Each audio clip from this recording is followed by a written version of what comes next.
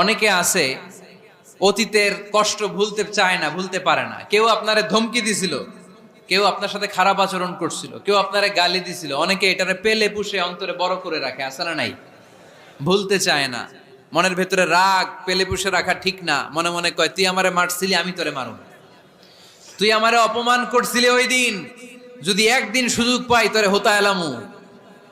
আছে না এরকম?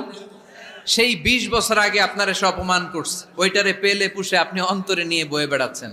আর এই হিংসা ক্ষোভ যদি রাগ ভিতরে রাখেন, এটা আপনারা জ্বালায় দেয় ভিতরে, জানেন? আর যদি আপনি ক্ষমা করে দেন, একেবারে ঠান্ডা।